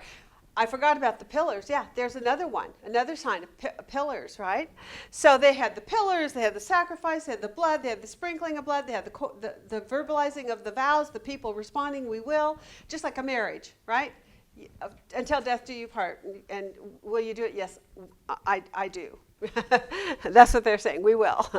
Okay, now so in Exodus 25 then, he says, okay, now on top of God all doing this in Exodus 20 all the way through 24, then he hit 25, and now what we see God doing is telling them, how are you going to be my possession? You will be my possession. Now he gives details for how. Gives them religious and civil laws. He cuts that covenant with them, and then what does he do? What's it going on in 25? He gives all the rules for building that tabernacle. Mm-hmm. He gives instructions He can dwell with them. for a sanctuary. And who's it for? To dwell there. Yeah, for me. So I guess I should put a triangle on that instead of a cross at this point. That's for me, God. God is going to dwell there in that sanctuary in the midst of his people, which is really cool. So let's list. There's about 4 pieces here that we need to list. Construct the sanctuary.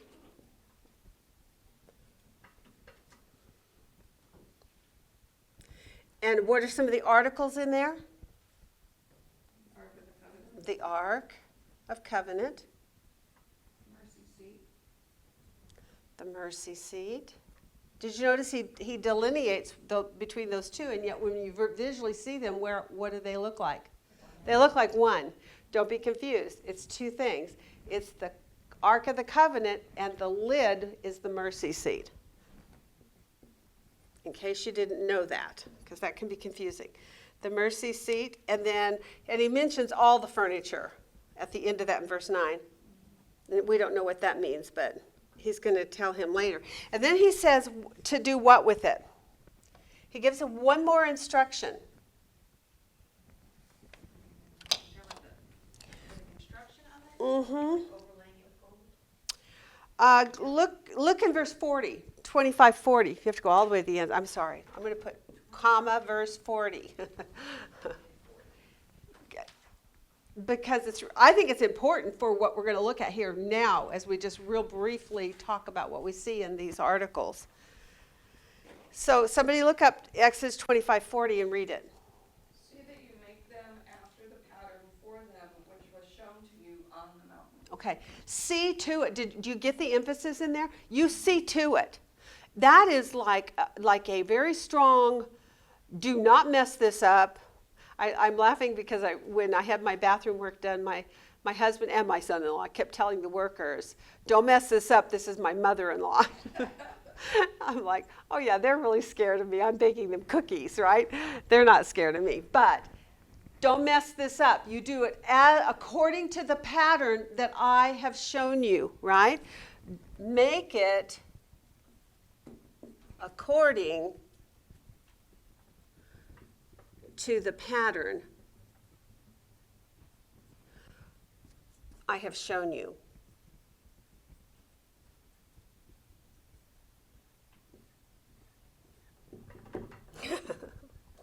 Okay, why? Why? Why is he stressing make it according? Why is that important? That has to be so precise.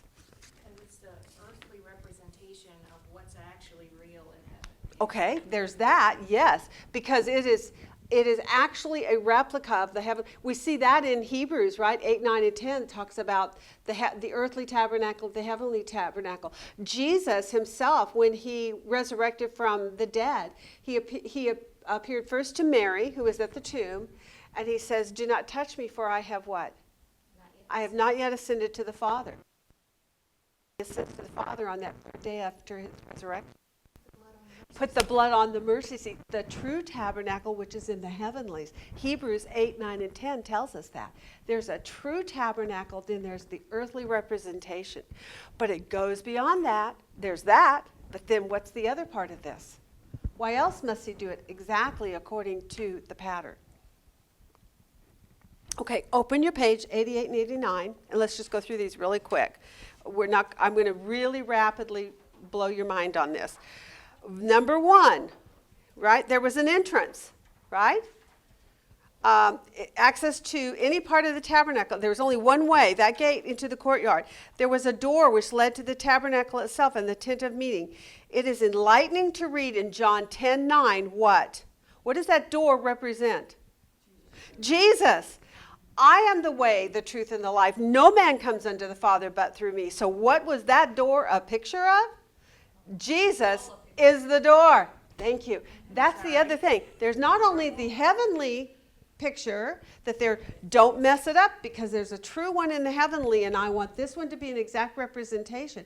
But it's also because every aspect of this tabernacle, this earthly temple, is representing the coming seed, who is going to fulfill not only every feast, but every article within the tabernacle itself. All of it is pictures. So that was in 1. Number 1, Jesus is the door. You can just write that next to your number 1 on that page 88 if you want to. Number 1, Jesus is the door. Number 2, there's a bronze altar. What does it represent? Well, what happens at the bronze altar? That's where the sacrifice is made. So who is the sacrifice? What does he say? Jesus. He is the Lamb of God who takes away the sins of the world. So he's the Lamb of God. He is the sacrifice from that bronze altar, where they would take them, they would tie them to the horns of the altar, and they would shed their blood. The laver. What about that? The laver that's where the priest had to go and do a ceremonial washing, right? They'd already bathed. They'd already changed their clothes. But now they symbolically did a picture of washing. What was going on there? Mm-hmm. When they went in to see God. Yeah, and why? Well, what is that water symbolically doing for them? Making them clean. And it's clean through the word, because Jesus says he's the living water, right? And he says that out of my belly shall come fountains of living water. He says that at one of the feasts in John chapter. I don't remember what chapter, in John. But Jesus is that living water in that laver. So he is a picture of the water of the laver. He is the living water. Then 4 is what? That table of presence, they call it, or the table of showbread is another way of saying it, right? And? He is the bread. That's an easy one. Jesus is the bread of life. Number 5, The next piece of the article that you are going to make according to the pattern I have shown you. And this is constructed to give you instructions so that you will be my possession. How you are going to be my holy people. You must do it exactly according to the pattern.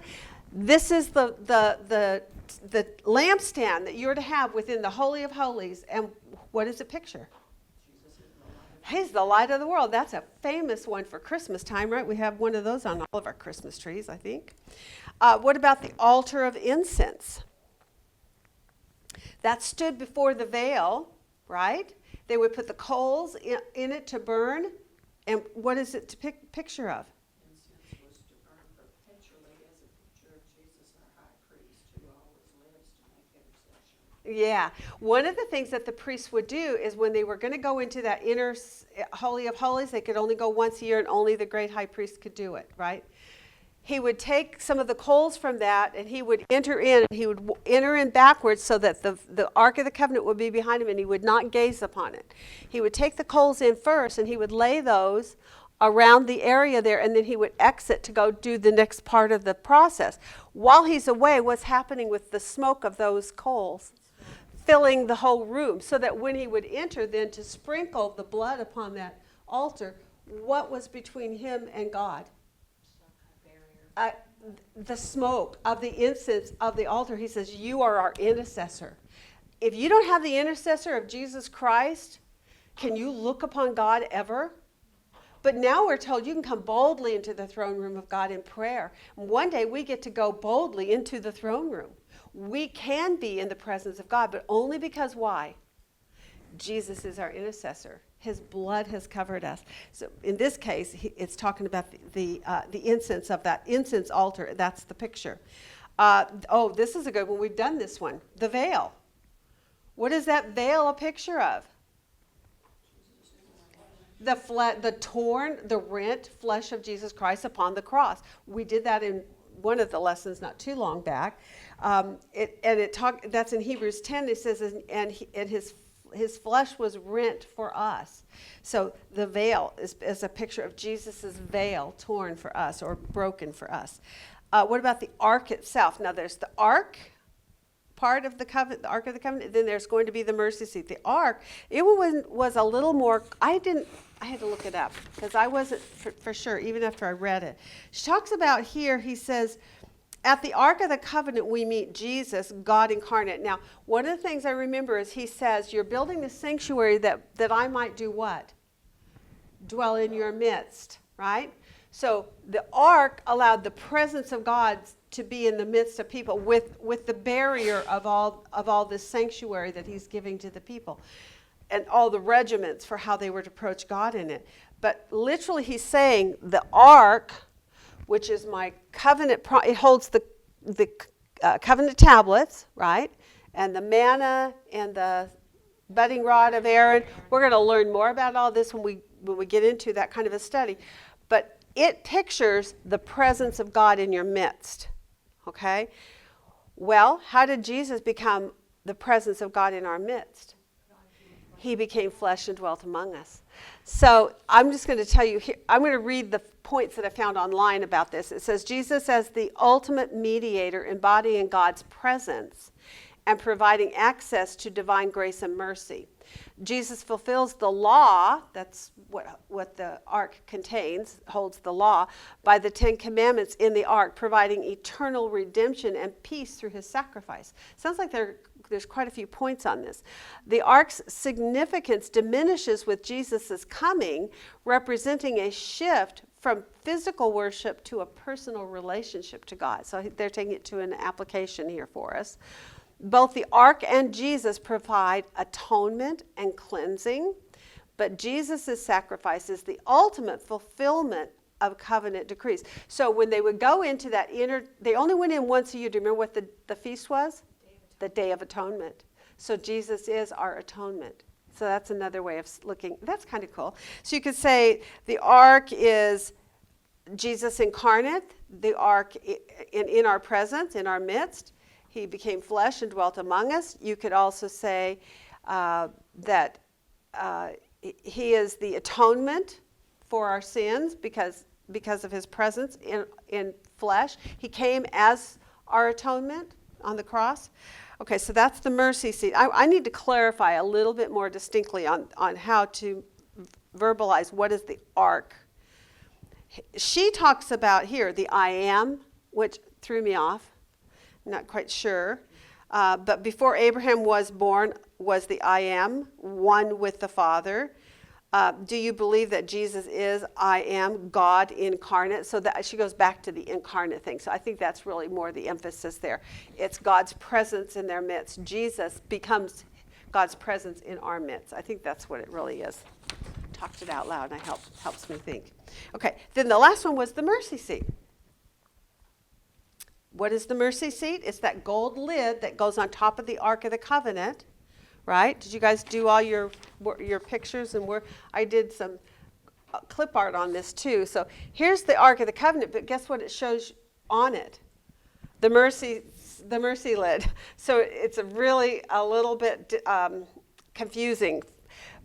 What you realize is this lid is the mercy seat. The Ark is the base of it. Okay. So over here I did just a separate picture of that mercy of the mercy seat. So the mercy seat then is what? Mm-hmm. Yeah. And just by its name, mercy, what is Jesus? He was given to us that we might have the mercy of God, right? He is the one that brings that mercy. Sacrifice of mercy for sin. Okay. Woohoo! That started us, and the reason it's fine that we missed probably a million things yet in this is because we've got 3 more weeks on this. So part of it is we're going to go into the new covenant, add another layer in here. But this gives you time. If there's anything that you did in your homework this week that you're really not familiar with, I really encourage that you go back and dig in a little bit more. I do think it was good that Kristen brought up the fact that we are probably going to be doing a study in Exodus soon because Michael really wants it. Her husband, Michael, has been saying, I want Exodus. We did Genesis. We need to do Exodus. He wants to go, systematically through the text. So we will probably eventually get there. But anyway, for right now, though, what's really cool is seeing the promise of this covenant. The real promise has to do with Christ himself, but then we have this thing in the middle called the law, and yet within the law are pictures of what God is promising over here. They're emulated through the sanctuary, the civil laws, what God wants us to do morally. He does reaffirm that, but then he gives these instructions for the sanctuary. Make it exactly according to the pattern. Why? Because those are articles which represent Jesus, the coming seed, the Christ. So, yay, that was a good study. I hope you all enjoyed that one. And we will see you next week for lesson 9. Okay, one thing I forgot to give you guys was my resources for this week. This one's my favorite for the subject of the tabernacle. It's the Rose Guide to the Tabernacle. It has got the most beautiful pictures with inlaid works so that you can actually remove that outer layer and see within the tabernacle, and then it lays on top and it shows you what it would have looked like to the people. There's all kinds of different sections here on this. This one is really extensive and really helpful for a new person coming into the idea of a study about the tabernacle. Another book and I've had for years and years, this was given to me years ago, called Living in the Time of Jesus of Nazareth. It's also about the priesthood, but it covers a lot of things. But in it is stuff about the tabernacle and their system of worship and so forth. Then there's this one I bought in Israel when I was there, and this one is called The Holy Temple of Jerusalem. Again, just more good pictures, more insights. It just gives you pictures of what they would have been doing and how they did it and how they laid their hands on the sacrifices. It's just good resource stuff. So my favorite though is the Rose Guide. So if you can only afford to get one, get that one. These are all good. Some of them though you get and they aren't as great as you think they're going to be. These 3 are excellent. All right, thank you.